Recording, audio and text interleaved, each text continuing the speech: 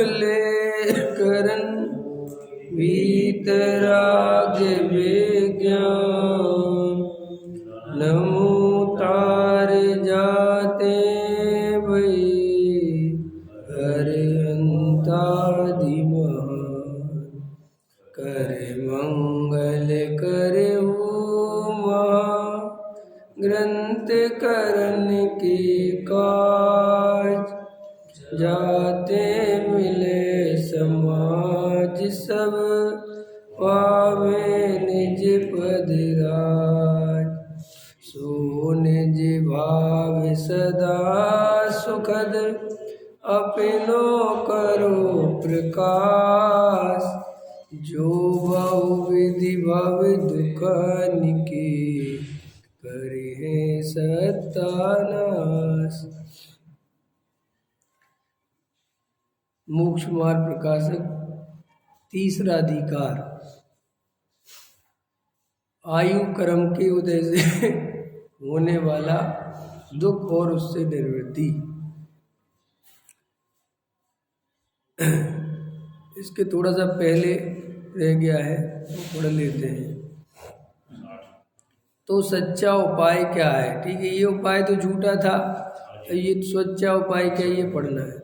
सम्यक दर्शन आदि से भ्रम दूर हो तो सामग्री से सुख दुख भाषित नहीं होता, अपने परिणाम ही से भाषित होता है तथा यथार्थ विचार के अभ्यास द्वारा अपने परिणाम जैसे सामग्री के निमित्त सुखी दुखी ना हो वैसे साधन करे तथा सम्यक दर्शन आदि की भावना से ही मोहमंद हो जाए, तब ऐसी दशा हो जाए कि अनेक कारण मिलने पर भी अपने को सुख दुख नहीं होता, तब एक शांत दशा रूप निराकुल होकर सच्चे सुख का अनुभव करता है और तब सर्व दुख मिटकर सुखी होता है। यह सच्चा उपाय। देखो इसमें क्या एक क्या कहते हैं, जैसे सम्यक दर्शन आदि की भावना से ही, देखो ऐसा ये पॉइंट है। मैंने सम्यक दर्शन हो जाए तो बात ही अलग है, लेकिन कोई जीव वास्तव में अगर सम्यक दर्शन की सच्ची भावना रखता हो, तत्व विचार करता हो, तो भी इतने मात्र से जीव बहुत मंद कसाई हो जाता है और बहुत तरह के दुख के कारण मिलने पर भी अथवा सुख के कारण मिलने पर भी आकुल व्याकुल नहीं होते। कौन से जीव? जो सम्यक दर्शन आदि की भावना रखते। भावना माने ये भावना करते ऐसा नहीं समझना कि हम तो रोज भावना रखते हैं। ये भावना माने जो तत्व विचार करते हैं, जो वास्तव में सम्यक दर्शन के लिए समर्पित हैं, जो सम्यक दर्शन के अलावा और कुछ नहीं चाहते, जिन्हें लौकिक वांछा नहीं रह गई, जिन्हें कोई मान कसाय नहीं रह गई, जिन्हें बहुत इष्टनिष्ठ सामग्री भाषित नहीं होती, ऐसे जीव, वे जीव अगर कोई कर्मोदय से बाहर में दुख भी आ जाए, कोई सुख भी आ जाए, तो ना तो घबराते हैं, न डरते हैं और ना अभिमान करते हैं। समता भाव से सुखी रहते हैं, आनंद रूप रहते हैं। वर्तमान में जो जीव तत्व विचार करते हैं वे जीव आपको सहज शांत और निराकुल दिखेंगे, और जो जीव तत्व विचार नहीं करते वे आपको अशांत, आकुलता रूप और दुखी दिखाई देंगे। इसलिए सम्यक दर्शन आदि की भावना से ही, ऐसा लिख दिया टोडरमल जी साहब ने, सम्यक दर्शन की भावना से ही, सम्यक दर्शन की भावना से ही मतलब हाँ दृढ़ निश्चय, जिसे कुछ अभी तो अपन को सम्यक दर्शन की सच्ची भावना नहीं है। अब सोचो बात कि क्यों ऐसे कैसे कहते हो। देखो ये सिद्ध हो गया ना, अगर सम्यक दर्शन की सच्ची भावना होती तो इतनी आकुलता भाषित नहीं होती, इतने हम आगे पीछे नहीं दौड़ते दुनिया के। लेकिन अपन दौड़ रहे हैं ना पागलों की तरह, विचार नहीं है अपने पे जरा सा भी विश्वास नहीं है पर द्रव्य कई भरोसा है, पर्याय बदल जाएगी ये भरोसवास भी नहीं है। तो ये सब क्या है? सम्यक दर्शन की बात तो करते हैं, अंदर से सम्यक दर्शन की भावना नहीं है, अंदर से सम्यक दर्शन का कोई विश्वास नहीं है। सर्वज्ञ भगवान की पूजा तो करते हैं, लेकिन सर्वज्ञ भगवान पे भरोसा 1 रुपये का नहीं है। ऐसा नहीं लगता कि सर्वज्ञ भगवान ने जैसा देखा है वैसा ही परिणमन होना है। अपने हाथ में कुछ भी नहीं है, अपन करता धरता नहीं है। अपने को करता धरता मानकर ही 24 घंटे परिणमित होते हैं। मुझे ये काम करना है, मुझे ये काम करना है, अगर मैं ये काम नहीं करूँगा तो बिगड़ जाएगा, मुझे ये चालाकी करना है, मुझे उसको खुश करना है, मुझे उसको पीछे करना है, उसको आगे करना है। ये सब महामिथ्यात्व है। ये सब 1% भरोसा नहीं है कि मेरे करने से कुछ नहीं होता। अपने शरीर का परिणमन भी अपने से नहीं होता। ये शरीर का परिणमन भी जैसा होना है वैसा होता है, लेकिन अंदर में तो रखता है नहीं सा। हम तो बहुत ध्यान रखते हैं। क्या करोगे ध्यान रख के? वो कितना ध्यान रख लोगे? है कितने लोग हैं जो शोध का भोजन करते हैं, बहुत शुद्ध खाते हैं, फिर भी उनको कैंसर हो जाता है, बीमारियां हो जाती है। हो गया ये सब। इसने तो ध्यान रखा सब करा। और एक आदमी जो रोड पे घूमने वाले ये बेचारे कैसा उल्टा सीधा खाते रहते ना। तुम तो तेल तक का विचार करते हो, मैं तो काय का तेल, कौन सा तेल, चाय जिसमें तला हुआ खा लेते हैं। तो ये सब उदय की विचित्रताएं हैं। ये सब अपने को अंदर निर्णय होना चाहिए कि अरे कुछ नहीं रखा इन सब चीज़ों में। जिनेंद्र भगवान के दर्शन करने का मतलब क्या है?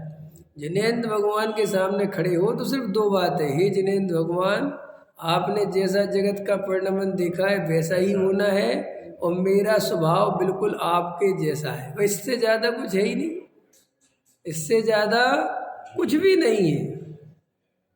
ख्याल में आए कि नहीं आया? लेकिन अपन को भगवान के दर्शन करना भी नहीं आता। अपन तो भक्त और भगवान कैसे चलते हैं? भक्त, आप भगवान हो और मैं भक्त हूँ।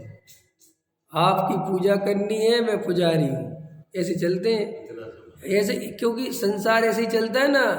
सारी परंपराएं, अन्य मतों की परंपरा ऐसी चलती है ना। तो जैनी कौन से भी वैसे ही करते रहते हैं। ख्याल में है कि नहीं है? उनको भगवान मान के अरे ये भगवान है, ये भगवान है। सही बात बताओ तो ये भगवान है क्या? अरे भगवान कहाँ है? ये तो भगवान की प्रतिमा इसलिए बनाई है कि तुम्हें अपने असली भगवान की याद आती रहे। अरुण जी, आपके घर में आपके पिताजी का चित्र लगा होगा, पिताजी का, भाई का, जिनका स्वर्गवास होता है उनका चित्र लगा देते हैं ना। तो वो पिताजी है क्या? वो जो फोटो है वो पिताजी है क्या अरविंद जी? अरे बोलो, ये बात तुम जानते हो अंदर से कि नहीं? तुम कहते ना हमारे पिताजी नहीं रहे, यही बोलते हो ना? ये बोलते हो नहीं साहब फोटो लगी ना, यही हमारे पिताजी है। कोई कहे ये तो है तो तुम्हारे पिताजी, तुम अरे तो फोटो है यार, तो ये क्यों लगा रखी कि उनकी याद बनी रहे कि ऐसे थे हमारे पिताजी। उसको कोई मानता है क्या? है ऐसे ही तुम्हें भगवान कैसे होते हैं, भगवान का क्या स्वरूप है, ये प्रतिमाएं देख के याद आती थी। प्रतिमा थोड़ी भगवान है। ख्याल में है कि नहीं है? ये तो पत्थर है। अभी कहने बहुत डर लगता है। ये डर क्यों लगता है? जड़ है ना, उसमें क्या सोचना। कोई चेतन थोड़ी है वो। चेतन तो अंदर विराजमान है, वो जो असली भगवान के ऊपर विराजमान है। जैसे वो फोटो भगवान नहीं है, फोटो पिताजी नहीं है ना। और अगर गलती से फोटो यू पिताजी मान लो तो मिथ्या दर्शन होगा कि सम्यक दर्शन? उल्टी श्रद्धा हो गई कि सच्ची श्रद्धा? कि सच उल्टी हो गई। ये क्या कर रहे हो तुम? इस जीव को यहाँ समझ में नहीं आता। कहते साहब ऐसा मान लेंगे तो हमें भक्ति नहीं आएगी। इसे सोचता है मन में, ऐसा मान लेंगे ये पत्थर की प्रतिमा तो भक्ति नहीं आएगी। ख्याल में है कि नहीं? तो तू भक्ति काहे के आधार से करता है? किससे आधार से कर रहा है? सोने की रख देंगे तो और ज्यादा भक्ति करेंगे। वो करते ही है ना लोग, चांदी के भगवान, सोने के भगवान। क्यों भगवान सोने चांदी के होते हैं क्या? कि भगवान आत्मा के होते हैं? आत्मा भगवान होता है कि सोने चांदी के भगवान होते हैं? लेकिन अपन तो सोने चांदी के भगवानों के पीछे पड़े रहते हैं।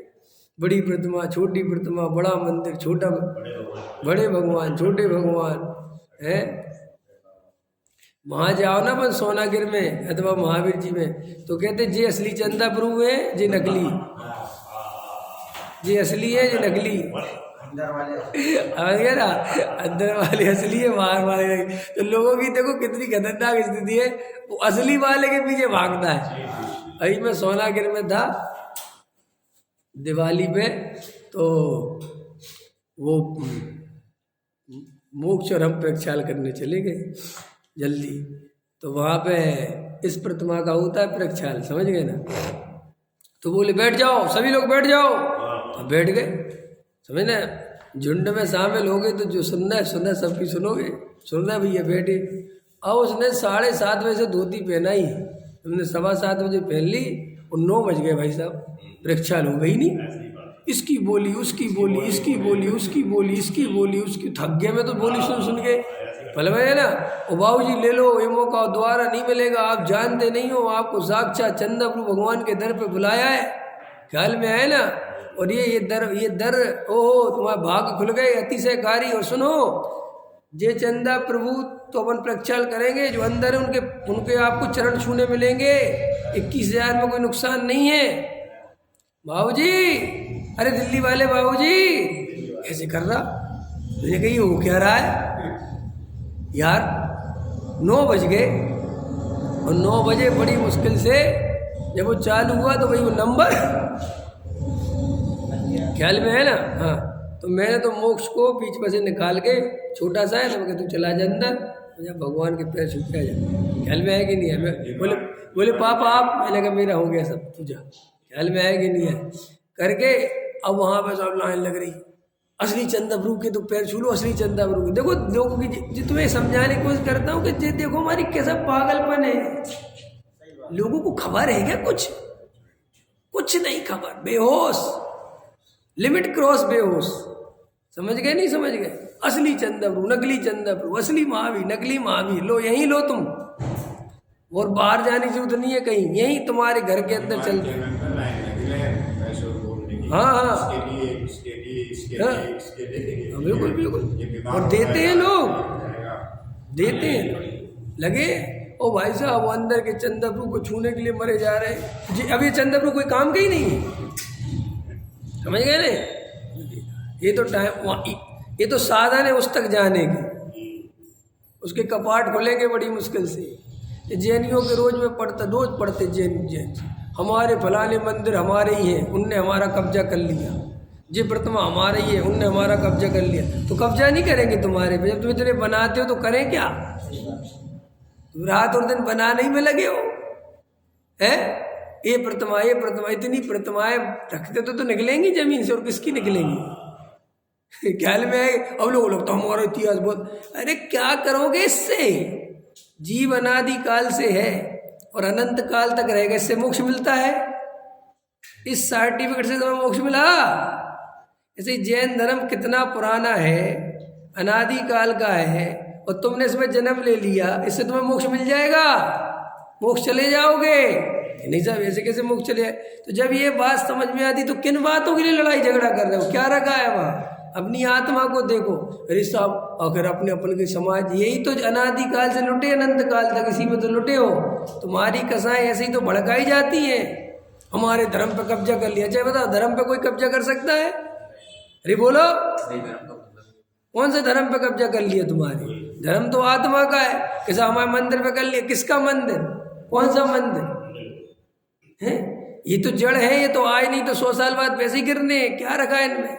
लेकिन इस जीव को अनादि काल से बाहर में ऐसे उलझा के रखते हैं, ऐसे उलझा के रखते हैं, ख्याल में ना। इस्लाम खतरे में, किसी को हिंदू धर्म खतरे में, किसी का जैन धर्म खतरे में, धर्म ही खतरे में, हम तुम नहीं खतरे में, धर्म खतरे में, और लड़ो झगड़ो। तो देखो भाई, अंदर से गहराई से विचार करो कि ये प्रतिमा के दर्शन किस लिए करते हैं कि हे जिनेंद्र भगवान, आपके चरणों के सामने, आपकी प्रतिमा के सामने याद आ जाती है कि जगत का कोई करता धरता नहीं है, जगत में कोई बनाने बिगाड़ने वाला नहीं है, जगत का परिणाम स्वतंत्र और सुनिश्चित है, और उसके आप मात्र जानने वाले हो। और ऐसा ही मैं भी एक जीव तत्व हूँ, और मैं भी जानने देखने वाला हूँ, भ्रम से, अज्ञान से, मिथ्यात्व से, ख्याल में है ना। मैं परद्रव्य को कर्ता धर्ता मानता हूँ, मैं अपने को आत्मा की जगह शरीर मानता हूँ। हे जिनेंद्र भगवान, ये मेरा मिथ्या दर्शन दूर हो। ये तो जिनेंद्र भगवान के सामने इसके अलावा और कोई दूसरा प्रयोजन, सर्वज्ञता पे भरोसा होना चाहिए। सुनो, जिन्हें सर्वज्ञता पे भरोसा नहीं है वे जिनेंद्र भगवान के दर्शन करने के अधिकारी नहीं है। सर्वज्ञता पे भरोसा नहीं तो तुम भगवान के दर्शन करते क्यों? नहीं समझ में आया तुम्हें? अपने भगवान पे भरोसा ही नहीं है बिल्कुल भी कि वे सब जानते देखते हैं और सब निश्चित है। नहीं, मेरे करने से होगा, मैं नहीं करूंगा तो कैसे होगा। ये मिथ्या दर्शन का प्रथम लक्षण है। ख्याल में है ना। मास्टर जी आप थोड़ा सा लेट आए, देखो कितना अच्छा लगा टोडामल जी ने। सम्यक दर्शन की भावना से ही, हाँ इसी पेज पे देखो इधर, ये सम्यक दर्शन की भावना से ही मोह मंद हो जाए। देखो, सम्यक दर्शन की भावना से ही मोह मंद हो जाए। सोचो, अपना मोह मंद नहीं हो रहा, मैंने सम्यक दर्शन की भावना नहीं है। अरे सम्यक दर्शन की भावना हो जाए ना जिस जीव को, उसको कमाने का रस कम होने लगता है, उसको अपने आप संयोग का रस कम होने लगता है। ये लक्षण ही आत्मार्थी का। उसे अपने आप ही ऐसा लगता है कि बस ज़्यादा नहीं करना। उसे समय की कीमत पता चलती है, व्यर्थ का समय नहीं गवाता। अपने आप उसे अपने आप ही आत्मा के प्रति प्रेम जब डेवलप होता है तो ये बाहर में रस खत्म होता है। और बाहर में रस खत्म ही नहीं हो रहा है, भले ही आत्मा की बात सुन रहा है, इसका मतलब ये है कि तुझे अभी आत्मा से सच्चा प्रेम नहीं जगा। तो ये अपन को समझना ही पड़ेगा, निश्चय करना ही मतलब हम व्यापार धंधे में लगे हैं कोई बात नहीं, घर गृहस्थी में लगे कोई बात नहीं, हमारा जीवन, लेकिन हमें अंदर वहाँ बंधन दिखना चाहिए, वहाँ आकुलता भाषित होनी चाहिए कि अरे कहाँ इसमें लगे हुए हैं भाई, अपना स्वरूप क्या है। हे जिनेंद्र भगवान में अपने स्वरूप में कब रमूं। ये सच्चे आत्मार्थी की भावनाएं होती हैं। झूठा आत्मार्थी तो जहाँ जाता है वहीं तन्मय हो जाता है। स्वाध्याय में आया आत्मा आत्मा साहब, मुझे तो बस सम्मेलन के अलावा कुछ नहीं चाहिए। व्यापार में गया तो बस पैसे के अलावा कुछ नहीं चाहिए। ये झूठा आत्मार्थ है, जिसे हर जगह आत्मा चाहिए वो सच्चा आत्मार्थ है। ये झूठा हुआ कि नहीं हुआ है? व्यापार में गए तो वहीं तन्मय हो गए, रिश्तेदारी में गए तो वहीं तन्मय हो गए, और मंदिर में गए तो वहीं तन्मय हो गए। स्वाध्याय में बैठे तो आधा घंटा बस आत्मा के अलावा कुछ नहीं। ये क्या हो रहा है? ये सब नाटक हो रहा है, तुझे कोई खबर नहीं। ये तो तू जैसे पानी को जिस बर्तन में डाल दो उसी आकार का हो जाता है, ऐसे ही तुझे जहाँ बैठा दो वहाँ वैसी बातें बनाता है, अंदर में कोई निर्णय नहीं करता। ख्याल में आया कि नहीं आया? तो सम्यक दर्शन की भावना से ही मोह मंद हो जाए, तब ऐसी दशा हो जाए कि अनेक कारण मिलने पर भी अपने को सुख दुख नहीं होता। अभी देखो सम्यक दर्शन की भावना ही से मोह मंद हो गया इतना कि अब कोई फर्क नहीं पड़ता। ठीक है, किसी ने अपने को सम्मान दिया था, नहीं तो क्या फर्क पड़ता है, कोई बात नहीं चाहिए तुम्हारा सम्मान। किसी ने अपमान कर दिया, अच्छा है तेरी मौज, तुझे अपमान कर, तू क्या फर्क पड़ता है। ये सम्यक दर्शन की मात्र भावना का फल है। ये टोडामल जी साहब कह रहे हैं। पैसा बहुत आ गया, कोई घमंड नहीं, पारे क्या है, सब लक्ष्मी चंचल जड़ पदार्थ, और नहीं रहा कल के दिन को आपको तो कोई दुख नहीं, मरे नहीं जा रहे, हम तो मर गए, कोई बात नहीं। यह समता भाव धारण करता है और तब एक शांत दशा रूप निराकुल होकर सच्चे सुख का अनुभव करता है। देखो ये सच्चे सुख का अनुभव है, और तब सर्व दुख मिटकर सुखी होता है। यही सच्चा उपाय है। सच्चा उपाय समझ में आ गया कि नहीं आ गया? यही सच्चा उपाय है। एक बात, यही एक उपाय है, दूसरा कोई उपाय नहीं है। अंतरंग में जिनको लगता हो कि सुखी होने के और भी उपाय हैं, उन्हें मिथ्या दृष्टि जानना। सुखी होने का उपाय तो एकमात्र अपना शुद्धात्मा ही है और कोई नहीं। अब देखो, आयु कर्म के उदय से होने वाला दुख और उससे निवृत्ति तथा आयु कर्म के निमित्त से पर्याय का धारण करना सो जीवितव्य है, और पर्याय का छूटना सो मरण है। यह जीव मिथ्या दर्शन आदि से ही पर्याय ही को अपने रूप अनुभव करता है। बोलो, मिथ्या दर्शन से क्या अनुभव करते हैं हम? कि बस ये मैं पर्याय ही हूँ, इसके अलावा ना भविष्य न भूतकाल न कुछ, मैं ये पर्याय मात्र में हूँ। इस असमान जाति पर्याय में अपनेपन का अनुभव करता है। इसलिए जीवितव्य रहने पर अपना अस्तित्व मानता है, और मरण होने पर अपना अभाव होना मानता है। बोलो, मरने से डर लगता है कि नहीं? मर जाएंगे, डर लगता है कि नहीं? मरने का भय बहुत है, बहुत है। तो मरने का भय क्यों है बताओ? मन में प्रश्न करो, मरने से इतना क्यों डरते? क्या डरना, मरने से क्या डर? कपड़े बदलने से डरते हो? क्यों नहीं डरते? कपड़े बदलने से क्यों नहीं डरते? इसलिए नहीं डरते, कपड़ा अलग है, मैं अलग हूँ, इसके बदलने से मेरा कुछ नहीं बिगड़ता। ऐसे ही आत्मा और शरीर अलग अलग है। अगर ऐसा दिखेगा तो बदलने में डर, लेकिन अभी ये शरीर ही मैं हूँ। हाँ, और ये नाश हो गया तो मेरा भी नाश हो जाएगा। तो सरल है ना? दौलत राम जी ने कहा है, शरीर के उपजने से अपनी उपज मानता है, और शरीर के नाश होने से क्यों मानते हैं? क्योंकि ये शरीर ही मैं हूँ, ऐसी मान्यता है ना। तो ये शरीर खराब हो जाएगा तो मैं मर जाऊंगा, बस सरल सी बात है। तो इसलिए घबराते हैं, अंदर से डरता है। फिर इन संयोगों में एकत्व बुद्धि है, इन संयोगों के प्रति चलता है कि मैं मर जाऊंगा तो मेरे सब सुख छूट जाएंगे, ये सब खत्म हो जाएगा, मेरी पत्नी, मेरे बच्चे, मेरा परिवार, मेरा सब कुछ मैंने बनाया, करा, रखा, जोड़ा, ये सब तो यहीं रह जाएगा। अरे रे, तो घबराता है, बहुत डरता है। ख्याल में है कि नहीं आया?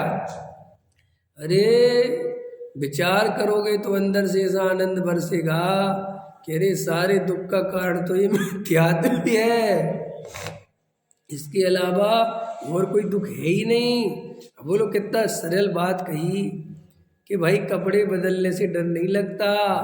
क्यों नहीं लगता? क्योंकि ये कपड़ा में, और शरीर बदलने से डर क्यों लगता है? ये शरीर ही में हूँ। समझ में आया अरविंद जी? इतना सा फर्क नहीं पड़ता। ये आत्मा इसमें से निकलता है, ये शरीर ऐसे ही कैसे पड़ा रह जाता है, और आत्मा बिल्कुल निकल के दूसरे शरीर फिट हो जाता है। कुछ भी नहीं, 1% मरण में कोई दुख थोड़ी होता है। जो लोग तो मरते समय बहुत दुख, मरते समय कसाय से बहुत दुख होता है। जो कसाय पड़ी ना, मरना चाहता नहीं और पूरा मर रहा है, तो दुखी होगा कि नहीं होगा? जैसे अपन, मैं अपने अनुभव से ही बता देता हूँ। जब मैं छोटा था, 6वीं क्लास पढ़ता था, तो मुझे 6वीं क्लास में मेरे बाबा ने एक जगह पढ़ने भेज दिया, खुरई गुरुकुल।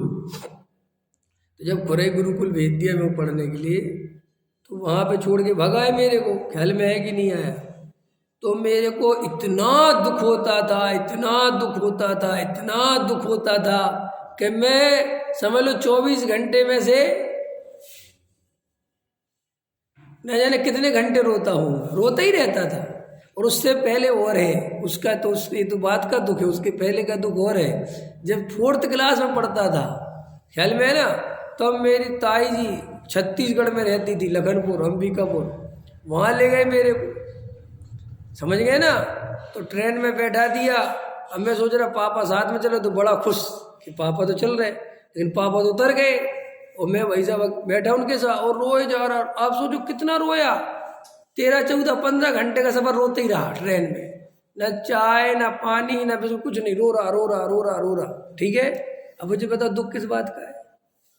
अब कोई प्रश्न करे इसको दुख किस बात का है, ये रो क्यों रहा है इतना?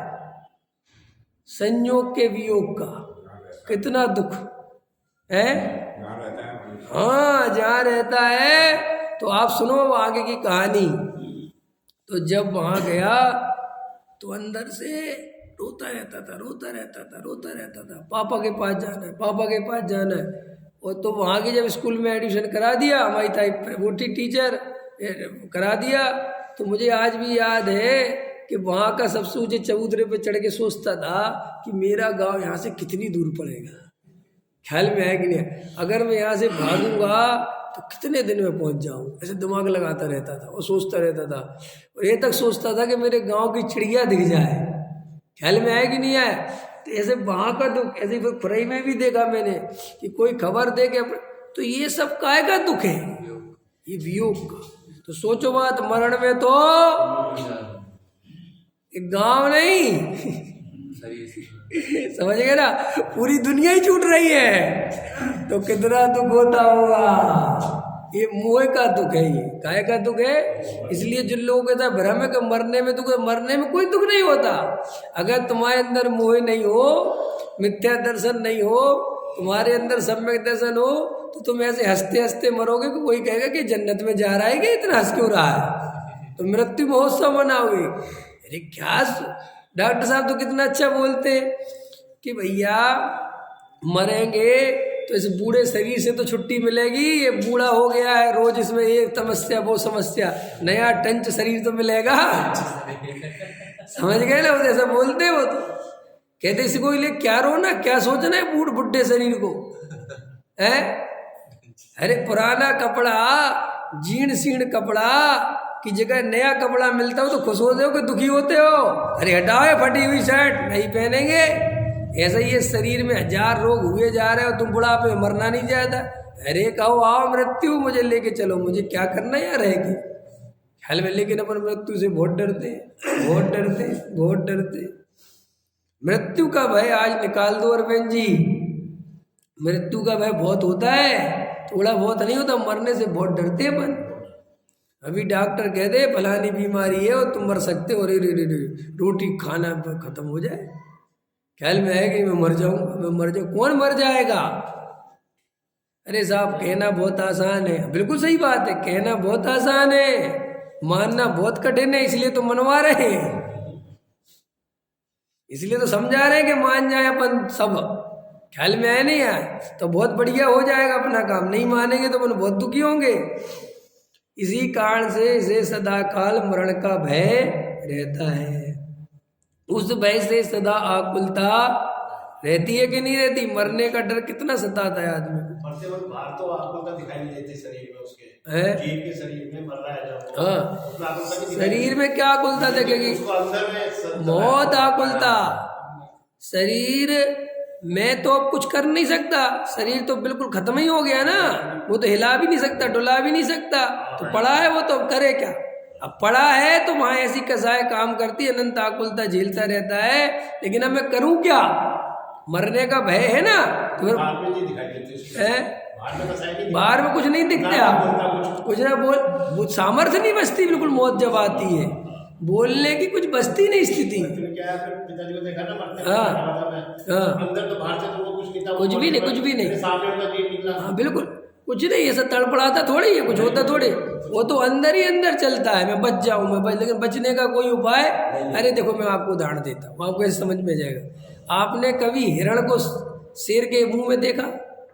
कभी हिरण टीवी वगैरह में देखना, जब शिकार करता है तो हिरण एक लिमिट तक तो कोशिश करता है भागने की, लेकिन जब शेर के चंगुल में फंस जाता है पूरी तरह तो छोड़ देता है, ऐसा ऐसा गिर जाता है, फिर वो कुछ नहीं करता, कुछ करता ही नहीं, वो जिंदा रहता है वो, समझ गया ना। लेकिन उसे ऐसा भाव भाषण हो जाता है कि अब बचने का कोई उपाय नहीं है, तो बिल्कुल शांत होकर पड़ जाता है, डला रहता है, कुछ नहीं, मरने को तैयार रहता है। ऐसे जीव भी जब बिल्कुल उसको मौत आती है तो उसको लगता है मर, अब कुछ नहीं, तो वह शांत हो जाता है। वो शांत वैसे नहीं होता कि कोई सम्य दर्शन से शांत हो गया, मर बचने का कोई उपाय नहीं।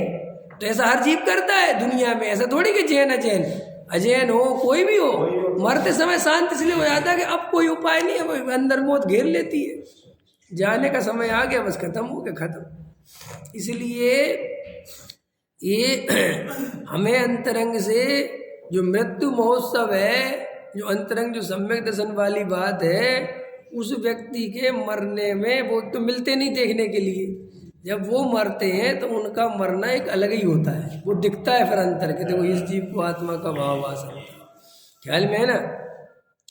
बनारसी दास जी के जीवन की घटना मिलती है कि बनारसी दास जी जब लेटे हैं और कोई आया है जब अंतिम समय चल रहा है तो कह रहे बहुत तकलीफ हो रही हो पंडित जी को, तुमने एक दोहा लिख के दिया, मुंह से तो बोल नहीं पा रहे थे, ऐसे हाथ से लिख के दिया कि भैया कौन बनारस दास, बनारस दास तो चले अपने पंथ, उन्हें तो अपना स्वरूप पता है, इसलिए कोई दुख भुख नहीं है। तो सम्यक दृष्टि को अपने स्वरूप का भावासन होता है। तो देखो इतना सा अंतर है, सम्यक दृष्टि को अपने स्वरूप का भावासन होता है, तो जब वो मौत आती तो अपने स्वरूप को ही सोचता है, उसी में रहने की कोशिश करता है। मिथ्या दृष्टि जीव जब मरता है तो कर तो दोनों ही कुछ नहीं पाते, लेकिन मिथ्या दृष्टि सी उन परिणामों में मेरे बेटे का क्या होगा, मेरे बच्चों का क्या होगा, ना जाने मेरा क्या होगा, मैं मरी जाऊंगा, ऐसा ऐसा उन्हीं बातों को अंदर अंदर घुमाता रहता है और मर जाता है। ख्याल में है कि नहीं है? इसीलिए मरने का भय बहुत है। अभी अपना ही देखो ना, वर्तमान में मरण का भय कितना है। अपन को जरा सा ऐसा लगे मर जाते अभी तो कितना डर लगता है, अब भी जरा सा पैर फिसलता और मर जाए तो कांप जाते ना ऊपर से लेके नीचे तक, मरते मरते बच गए बिल्कुल। तो कई लोग तो 5 मिनट के बैठ जाओ भैया तुम शांति से, क्योंकि इतना भयभीत हो जाता है और देखो क्या कहते हैं, उसका उपाय है करता है कि मरण के कारणों को दूर रखता है कि नहीं रखता, स्वयं उनसे भागता है तथा औषधिक आदि का साधन करता है, औषधि आदि का साधन करता है, किला कोट बनाता है। देखो साहब बड़े बड़े किले बनवाए राजा महाराजा ने, कोई हमें मार ना दे, इत्यादि उपाय करता है। सोए उपाय झूठे, अभी झूठे लगते हैं भाई, ये मिथ्या दर्शन है, ये झूठे नहीं लगे, सच्चे लगते हैं। यही तो मिथ्या दर्शन है, और क्या लोग कहते हैं मिथ्या दर्शन कहाँ, यही मिथ्या दर्शन है। रात और दिन औषधि अच्छी मिल जाएगी, व्यायाम करेंगे, योगा करेंगे, स्वस्थ रहेंगे तो हम अच्छे रहेंगे, ये सब मिथ्या दर्शन है ख्याल में, क्योंकि ये सब निमित्त है ना बाहरी। तुम्हारा आयु, अब देखो ना कितनी बातें क्लियर होती है कि तुम्हारे करने से कुछ नहीं होता। वो सिद्धार्थ मल्होत्रा मरा, वो अभी एक टीवी एक्टर, फिर एक 40 साल का वो कर्नाटक में राजकुमार मरा, समझ गए नहीं है, हार्ट फेल हो गए। अब इनकी हार्ट की फेल हो रहे, बताओ इतने मजबूत, सब बातें, सब जिम शुरू से फिटनेस का ध्यान रख रहे हैं, डॉक्टरों से सलाह ले लेके तो खाते पीते, ऐसे मत समझना तुम जो उल्टा सीधा खाते, बिल्कुल नहीं, डॉक्टर लगे रहते इनके समय, भैया अभी इतना खाना है, आप ख्याल में आए नहीं, पूरा परफेक्ट। क्या कर लिया, आयु कर्म पूरा हुआ चले गए। आयु कर्म के सामने किसी की नहीं चलती। इसलिए भैया जिन लोगों को ऐसा भ्रम होता है कि हमारे ऐसा करने से, हमारे ऐसा करने, कुछ नहीं होता तुम्हारे करने से, ख्याल में है ना।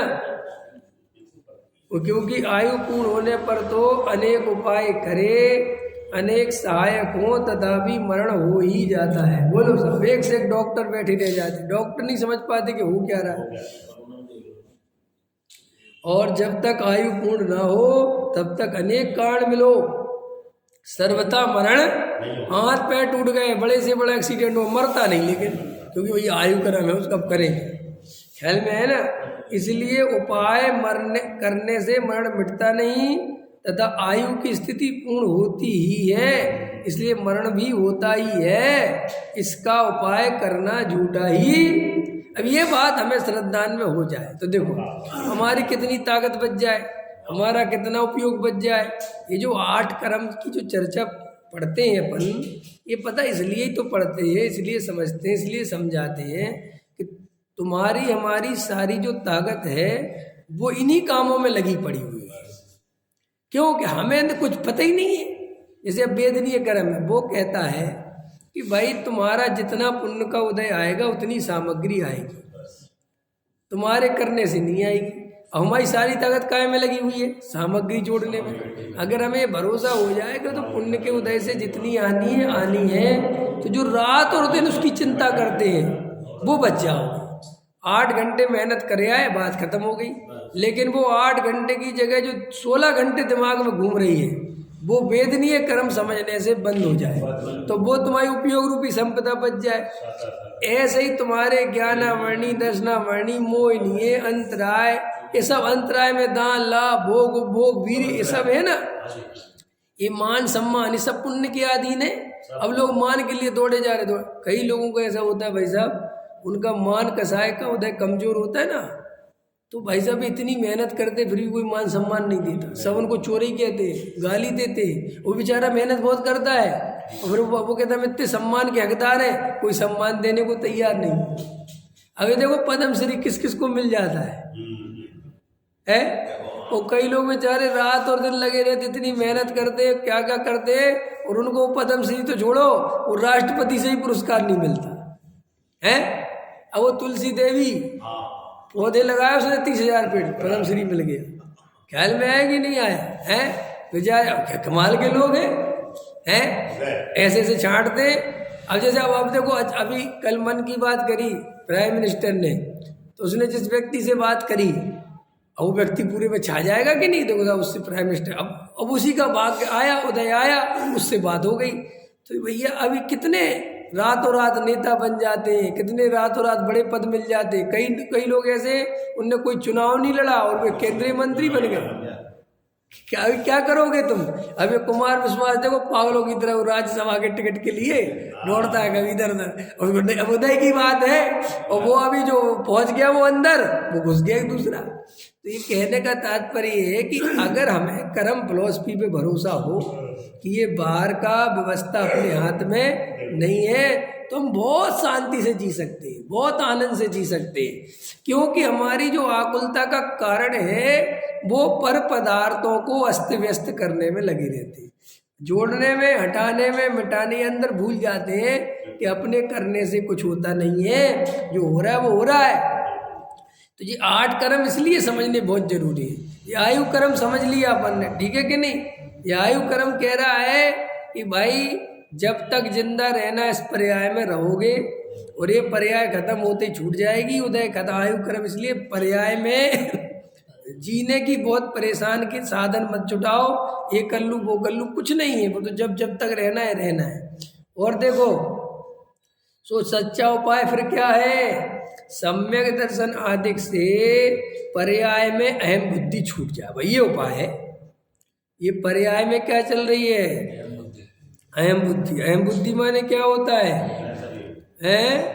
मैं यही हूँ, ये शरीर ही, ये रंग रूप वाला जो शरीर दिख रहा है 5 तत्वों से मिला हुआ, ये मैं हूँ। ऐसी इसमें अपनी एकत्व बुद्धि चल रही, कल्पना चल रही है। अंदर का जो चेतन तत्व है उसकी खबर नहीं है। और देखो स्वयं अनादि निधन चेतन द्रव्य हूँ। मैं कैसा हूँ? मैं अनादि काल से हूँ, अनंत काल तक रहूँगा, ऐसा मैं चेतन तत्व हूँ। इस शरीर तो बनता और बिगड़ता है। शरीर क्या होता है? बनता है और बिगड़ता है, क्योंकि ऐसा ही इस पुद्गल का स्वभाव है ना। लेकिन यह आत्मा बनता और बिगड़ता, ये सदा काल एक रूप रहता है। इस शरीर तो अपने सामने देखो धीरे धीरे मुरझा रहा है, बूढ़ा हो रहा है ना। फिर एक दिन और बूढ़ा हो जाएगा, खत्म हो जाएगा, जल जाएगा। लेकिन यह आत्मा ना जलता है, ना बूढ़ा होता है, ना मरता है, ना कुछ होता है। आत्मा सदा काल चैतन्य में एक रूप रहता है, और वो ही मैं हूँ। देखो ऐसा श्रद्धान हो तो अभी आनंद करो, वो ही मैं हूँ, मैं तो शरीर नहीं हूँ, मैं तो आत्मा हूँ, ऐसा निर्णय करो। ये शरीर मेरा नहीं है, शरीर से भिन्न हूँ मैं, ऐसा निर्णय करो तो आनंद आ जाए। अभी के अभी आनंद में डोल जाओ। अभी ऐसा नहीं है कि आनंद बाहर में है। अभी इतनी बात अगर जो जीव क्लियर कर ले, अंदर निर्णय कर ले कि मैं शरीर नहीं हूँ, मैं तो चेतन तत्व हूँ, अभी के अभी आनंद खत्म। ना मरण भय, ना मान सम्मान। सम्मान किसे चाहिए? आत्मा को कि विवेक कुमार को? क्योंकि आत्मा का तो कोई सम्मान है नहीं। तुम अगर मेरा सम्मान करोगे तो किसका सम्मान करोगे? विवेक कुमार का। विवेक कुमार में तो देखो, ये विवेक कुमार में अहमपना है तो पागलपन चल रहा है। अगर आत्मा में अपनापन हो तो बात ही खत्म हो गई। ज्ञानी क्या कहते हैं? जिसे तुम गाली देते हो वो मैं हूं नहीं, समझ गए नहीं? और जो मैं हूं वो तुम्हें दिखता नहीं, तुम उसे गाली दे सकते नहीं। बोलो अब क्या दुख बात की? जिसे तुम सम्मान देते हो वो मैं हूं नहीं, और जो मैं हूं उसे तुम सम्मान दे सकते नहीं। ख्याल में है कि नहीं? जो मैं हूं उसे भूख लगती नहीं, और जिसे भूख लगती है वो मैं हूं नहीं। तो बोलो सारी बात खत्म हो गई। अब लेकिन सब ब्रह्म कल से भोजन करेगी नहीं। कौन भोजन करता है बताओ अरविंद जी? आत्मा भोजन करता है कि शरीर? शरीर। मानते कौन हो? मैं कहा भैया मिथ्या दर्शन है। भोजन करने का निषेध नहीं है। गाड़ी में पेट्रोल डाला तो गाड़ी में डाला कि तुम्हारे अंदर डाला?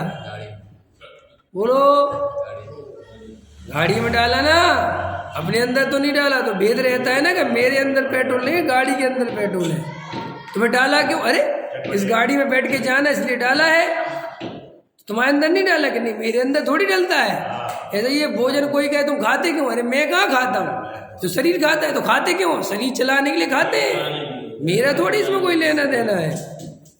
लेकिन ये मिथ्या दर्शन के कारण एकत्र बुद्धियों ने कहा मैंने भोजन किया, मैंने स्वाद लिया, मैंने वस्तुओं का संग्रह किया। किसने संग्रह किया? तुम होते कौन हो करने वाले? होता स्वयं जगत परिणाम। मान्यता से मिथ्या दर्शन है, परिणमन से मिथ्या दर्शन नहीं है। ये निर्णय आ जाए तो अभी ये निहाल हो जाए, आनंद में हो जाए। देखो अनादि निरंतर चेतन द्रव्य है, उसमें अहम बुद्धि आए। देखो उसमें अहम बुद्धि आए, पर्याय में अहम बुद्धि छूट जाए और आत्मा में अहम बुद्धि आ जाए। देखो क्या गजब लगा। पर्याय को स्वांग समान जान। स्वांग समझते हो कि नहीं? नाटक है। राम का अभिनय कोई कर रहा है, कोई रावण का अभिनय कर रहा है। वो कह रहा निकल बाहर, क्या है? वो कह रहा तुम निकलो बाहर। वो बाद में दोनों पर्दे के पीछे बैठ के चाय पीते हैं आपस में। कहते हैं तुम बाहर तो लड़ रहे थे, ये क्या कर रहे हो? ये तो अभिनय है हमारा, रंगमंच हल में है ना। हाँ, ऐसे इस पर्याय के स्वांग को अपना स्वांग समझ लिया। यहाँ पे स्वांग चल रहा है देवेंद्र जी, आप देवेंद्र नहीं हो। ये तो इस स्वांग का नाम देवेंद्र है। जैसे उस स्वांग का नाम राम रख दिया ना 2 घंटे के लिए, ऐसे ये 60 वर्ष के लिए देवेंद्र रख दिया। अब देवेंद्र ही में मरे जा रहे। समझ आ रहे कि भैया ये तुम्हारा नाम नहीं है, ये तो हमने रखाया भी है। एक आदमी रामलीला चल रही थी तो वो बार बार देखता था कि जो है राम धनुष तोड़ते उनको सीता मिल जाती। मुझे बार बार ही रावण बना के बाहर भेज देते, मतलब धनुष तोड़ने का मुझे कोई अवसर ही नहीं देते। एक बार उसका दिमाग सनक गया, वो रामलीला में रावण का रोल कर रहा था, पर्दे के पीछे था, धनुष टूटने की बारी है, वो भी आ गया। मुझे भी मौका दो, मैं भी तोड़ूंगा, ख्याल में है ना। और उन्होंने कहा क्या कर रहे हो, क्या कर रहे हो? उन्होंने तो जाके तोड़ ही दिया। और बोले सीता मेरी। उतनी लंबी कहानी कौन खींचे, रामायण पूरी हो गई। क्यों है ना? अरे पागल है क्या तू? कह रहे तो वहां पे जो जनता बैठी है क्या हो रहा है? कह रहे कुछ नहीं, इसका थोड़ा दिमाग ठीक नहीं है, ये इसको आउट हटाओ, पर्दा गिराओ। ऐसे ही तो हम कर रहे हैं, ये ऐसे ही कर रहे हैं हम। बिल्कुल जरा सा स्वांग मिला नहीं कि पागल भेजा है। किसी को करोड़पति करने का स्वांग मिल गया, किसी को गरीब का स्वांग करने को मिल गया, किसी को भिखारी का रोल मिल गया। जैसे फिल्म होती ना, तो उसमें एक बात आ जा, जो भिखारी का रोल कर रहा है उसकी तो कोई कीमत नहीं है। ये तो भिखारी का रोल कर रहा है, ऐसे कोई कीमत है? अरे भाई भिखारी का रोल कर रहा है, वो भिखारी थोड़े ही है। वो अभी उसी एक्टर के साथ जो भी राजा बना था, हो सकता है वो राजा से ही बड़ा हो। अरे अभी ये फिल्में देखते ही ना कि अमिताभ बच्चन भिखारी का रोल कर रहा है, कुली का रोल कर रहा है, तो वो कुली थोड़ी, वो सबसे बड़ा सुपरस्टार तो उस फिल्म का वो ही है। और वो जो राजा का रोल कर रहा है उसको मिलने 20,000 और इसे मिलने 20 लाख, रोल क्या कर रहा। लेकिन देखो वहां वो अपने को कुली नहीं मानता है कुली। ऐसे ही भैया इस पर्याय में किसी की चमड़ी गोरी है, किसी की चमड़ी काली है, किसी के पास थोड़ा ज़्यादा पैसा है, किसी के पास थोड़ा कम पैसा है, किसी के 2 पुत्र है, किसी के 4 पुत्र है, किसी के पास पुत्र नहीं है, ख्याल में। लेकिन ये सब स्वांग है, ये मैं नहीं हूँ, ये इस पर्याय का स्वांग है और इसको पूरा करके निकल जाना है। अपना अपना कैरेक्टर निभाओ और निकल जाओ। लेकिन हम क्या कर रहे हैं कि राम से कहा कि भैया अब तुम्हारा किरदार पूरा हो गया, पर्दा गिर गया, अब ये कपड़े उतार दो और अपने पैंट शर्ट पहन लो। कह रहा नहीं, मैं राम हूँ, मैं कपड़े। और नगर में राम बन के घूमने लग रहा, लोग पागल कहेंगे कि नहीं कहेंगे? ये भी पागल है, ख्याल में है ना। तो इसलिए गहराई से हम सबको विचार करना चाहिए कि स्वांग में एकत्व बुद्धि करके मुझे क्या मिलेगा, कुछ नहीं मिलेगा। सहजानंद